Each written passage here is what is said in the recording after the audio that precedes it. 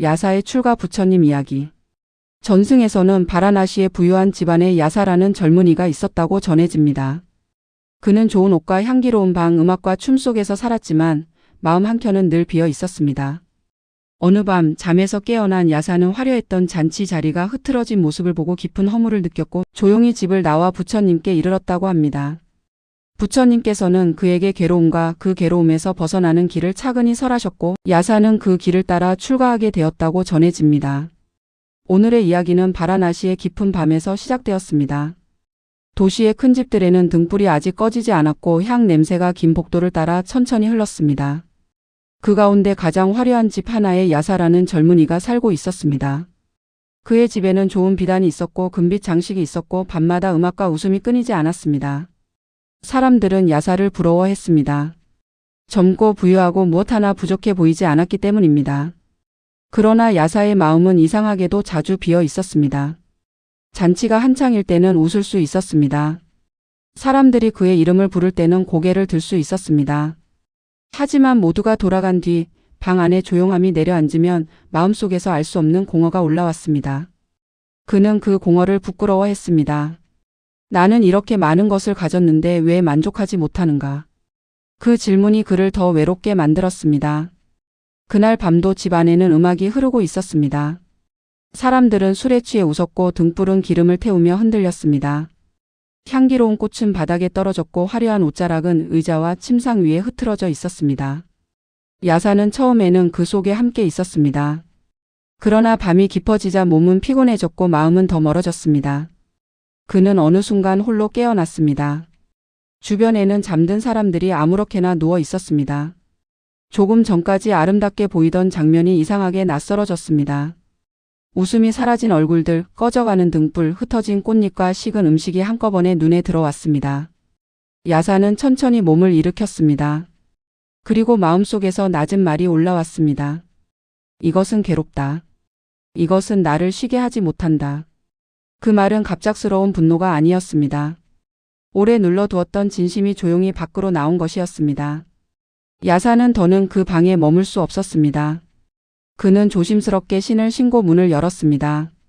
아무도 그를 붙잡지 않았습니다. 밤 공기는 차갑고 맑았습니다. 그는 어둠 속으로 걸었습니다. 어디로 가야 하는지 알지 못했지만 적어도 돌아가고 싶지는 않았습니다. 바라나시의 길은 고요했습니다. 개 짖는 소리가 멀리서 들렸고 먼지 묻은 길 위에는 달빛이 희미하게 내려앉아 있었습니다. 야사는 걷고 또 걸었습니다. 가진 것이 많았던 사람의 발걸음이었지만 그 밤에 그는 아무것도 의지할 수 없는 사람 같았습니다. 그때 야사는 이시파타나의 숲 가까이에 이르렀습니다. 새벽이 아직 오기 전이었고 나무들은 어둠 속에서 조용히 서 있었습니다. 그곳에 부처님께서 머물고 계셨다고 전해집니다. 부처님께서는 야사가 다가오는 것을 보셨습니다. 야사의 얼굴에는 지친 빛이 있었고 눈에는 잠들지 못한 사람의 어둠이 남아 있었습니다. 야사는 더 버티지 못하고 말했습니다. 괴롭습니다. 이곳은 답답합니다.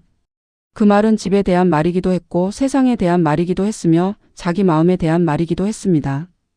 부처님께서는 그를 꾸짖지 않으셨습니다. 왜 많은 것을 가졌으면서 괴롭다고 하느냐고 묻지 않으셨습니다. 부처님께서는 조용히 말씀하셨습니다. 야사여 이리 오너라. 여기는 괴로움에서 벗어나는 길이 있다. 그 한마디에 야사의 마음이 조금 멈추었습니다. 그는 처음으로 자신의 공허를 숨기지 않아도 되는 자리에 앉았습니다. 부처님께서는 야사에게 차근히 법을 설하셨다고 전해집니다.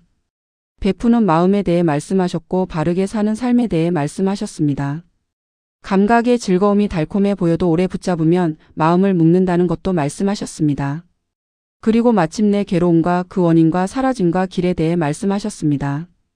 야사는 그 말씀을 들으며 자신의 지난 날을 보았습니다. 그는 즐거움을 싫어한 것이 아니었습니다. 다만 즐거움으로 마음의 빈자리를 덮으려 했습니다. 사람들의 칭찬으로 외로움을 가리려 했고 화려한 밤으로 조용한 질문을 눌러두려 했습니다. 그러나 덮어둔 마음은 사라지지 않았습니다. 더 깊은 밤에 다시 올라왔을 뿐이었습니다. 부처님의 말씀은 그를 몰아붙이지 않았습니다. 오히려 마음을 천천히 밝히는 등불 같았습니다. 야사는 자신이 잘못된 사람이어서 괴로운 것이 아니라 붙잡을 수 없는 것을 붙잡으려 했기 때문에 괴로웠다는 것을 알아차렸습니다. 그의 가슴을 누르던 무거움이 조금씩 풀렸습니다. 방 안의 화려함이 사라진 것이 아니라 그 화려함에 속아 자신을 잃던 마음이 조금 물러났습니다. 야사는 부처님 앞에서 고개를 숙였습니다. 그는 더 이상 예전의 집으로 돌아가 같은 방식으로 살 수 없음을 알았습니다. 전승에서는 그가 부처님께 출가를 청했고 수행자의 길에 들어섰다고 전해집니다. 한편 야사의 아버지는 아들이 사라진 것을 알고 크게 놀랐습니다. 그는 야사의 신발 자국을 따라 숲으로 왔다고 전해집니다. 아버지의 마음은 걱정으로 가득했습니다. 그가 부처님을 만나 야사를 찾자 부처님께서는 먼저 그를 앉게 하셨습니다. 그리고 그에게도 차근히 법을 들려주셨습니다. 아버지는 아들을 되찾으려 왔다가 자신 또한 마음의 길을 듣게 되었습니다. 전승에서는 야사의 아버지가 부처님과 법과 승가에 귀의한 첫 제가 신자가 되었다고 전해집니다.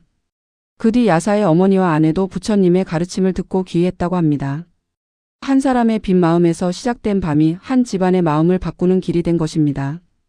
야사는 더 이상 화려한 집을 미워하지 않았습니다. 그곳에서 살던 자신을 부끄러워하지도 않았습니다. 다만 이제는 알았습니다. 아무리 많은 등불이 켜져 있어도 마음 안에 길이 없으면 밤은 깊어진다는 것을 알았습니다.